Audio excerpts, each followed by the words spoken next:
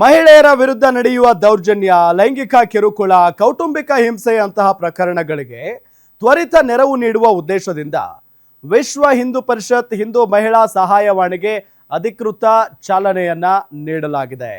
ನೋಡಿ, 8884437733 ಸಂಖ್ಯೆಗೆ ಕರೆ ಮಾಡುವ ಮುಖೇನ ಸಂಕಷ್ಟದಲ್ಲಿರುವ ಮಹಿಳೆಯರು ಕಾನೂನು, ಮಾನಸಿಕ, ವೈದ್ಯಕೀಯ ಹಾಗೂ ಸಾಮಾಜಿಕ ಬೆಂಬಲವನ್ನ ಒಂದೇ ವೇದಿಕೆಯಲ್ಲಿ ಪಡೆಯಬಹುದು. ಜೊತೆಗೆ ಪ್ರತಿಯೊಂದು ಜಿಲ್ಲೆಯಲ್ಲಿ ಮಹಿಳಾ ಸುರಕ್ಷಾ ಸಮಿತಿಗಳನ್ನು ರಚಿಸಿ ದೂರುಗಳ ಪರಿಶೀಲನೆ ಹಾಗೂ ಅಗತ್ಯ ನೆರವು ಒದಗಿಸುವುದು ಯೋಜನೆಯ ಪ್ರಮುಖ ಉದ್ದೇಶ ಆಗಿದೆ.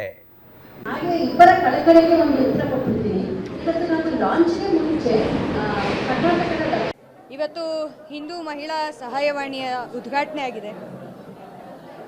ನಮ್ಮ ದೇಶದ ಸಮಾಜದ ನಮ್ಮ ಶ್ರದ್ಧಾ ಕೇಂದ್ರವಾದ ಮಾತೃಶಕ್ತಿಯ ಮೇಲೆ, ಹೆಣ್ಣುಮಕ್ಕಳ ಮೇಲೆ ನಿರಂತರವಾದ ಶೋಷಣೆ, ಆಕ್ರಮಣ, ಅತ್ಯಾಚಾರ, ಅನಾಚಾರಗಳು ನಡೀತಾ ಬಂದಿದೆ ಬೇರೆ ಬೇರೆ ಕಾರಣಗಳಿಗಾಗಿ.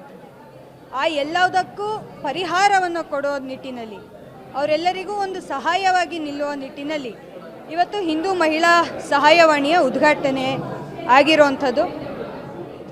ಹಾಗಾಗಿ ಇಡೀ ರಾಜ್ಯಾದ್ಯಂತ ಯಾವುದೇ ಹಿಂದೂ ಮಹಿಳೆಗೆ ಯಾವುದೇ ರೀತಿಯ ಸಮಸ್ಯೆ ಇದ್ದರೂ ಕೂಡ, ಅದು ಲವ್ ಜಿಹಾದ್ ವಿಷಯ ಆಗಿರ್ಬೋದು, ಮನೆಯಲ್ಲಿ ಕಿರುಕುಳ ಆಗಿರ್ಬೋದು, ಕೆಲಸದ ಉದ್ಯೋಗದ ಸ್ಥಳದಲ್ಲಿ ಕಿರುಕುಳ ಆಗಿರ್ಬೋದು, ಶಾಲಾ ಕಾಲೇಜುಗಳಲ್ಲಿ ಆಗ್ತಿರುವಂತಹ ಕಿರುಕುಳ ಆಗಿರ್ಬೋದು, ಮಾದಕ ವಸ್ತುಗೆ ನೀವು ಗೊತ್ತಿದ್ದೋ ಗೊತ್ತಿಲ್ಲದೇನೋ ಬಲಿಯಾಗಿದ್ದಿರ್ಬೋದು, ಯಾವುದೇ ರೀತಿಯ ಸಮಸ್ಯೆ ಆಗಿದ್ರೂ ಕೂಡ ಯಾವುದೇ ಸಂಕೋಚ ಇಲ್ಲದೆ ಧೈರ್ಯವಾಗಿ, ಮುಕ್ತವಾಗಿ, ವಿಶ್ವಾಸ ಇಟ್ಟು ಈ ಸಹಾಯವಾಣಿಯನ್ನು ನೀವು ಸಂಪರ್ಕ ಮಾಡಬಹುದು.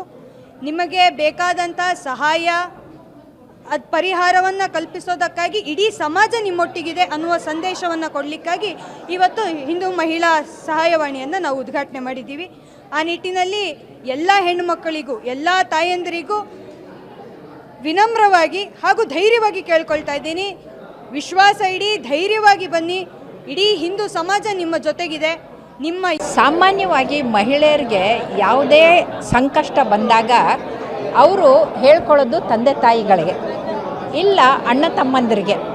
ಆದರೆ ಯಾವಾಗ ಲವ್ ಜಿಹಾದದು ಇಂಥ ಸಮಸ್ಯೆ ಬಂದಾಗ ಅವ್ರಿಗೆ ತಂದೆ ತಾಯಿ ಹತ್ರ ಹೇಳ್ಕೊಳ್ಳೋಕ್ಕೂ ಆಗಲ್ಲ, ಅಣ್ಣ ತಮ್ಮಂದ ಹತ್ರ ಹೇಳ್ಕೊಳ್ಳೋಕ್ಕೂ ಆಗಲ್ಲ.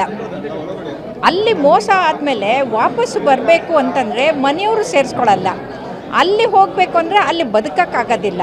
ಹಾಗಾಗಿ ಈ ಕಡೆಗೆ ಕೆರೆ, ಆ ಕಡೆಗೆ ಇದು ಅನ್ನೋ ಹಾಗೆ ಅವ್ರಿಗೆ ಬದುಕೋಕ್ಕೂ ಆಗದೆ ಸಾಯೋಕ್ಕೂ ಆಗದೆ ಪರಿಸ್ಥಿತಿ ಬಂದಾಗ ಇಂತಹ ಸಹಾಯವಾಣಿಯಿಂದ ಲಿಟ್ರಲಿ ಪೂರ್ತಿ ಸಂಪೂರ್ಣವಾಗಿ ನಾಶವಾದಂಥ ಅವ್ರ ಬದುಕಿಗೆ ಒಂದು ಮತ್ತೆ ಮರು ಆಶಾಕಿರಣ ಕೊಟ್ಟಾಗುತ್ತೆ ಅಂತ ನಾನು ಹೇಳ್ತೀನಿ. ಸಾಮಾನ್ಯವಾಗಿ ಮಹಿಳೆಯರಿಗೆ ಯಾವುದೇ ಸಂಕಷ್ಟ ಬಂದಾಗ ಅವರು ಹೇಳ್ಕೊಳ್ಳೋದು ತಂದೆ ತಾಯಿಗಳಿಗೆ,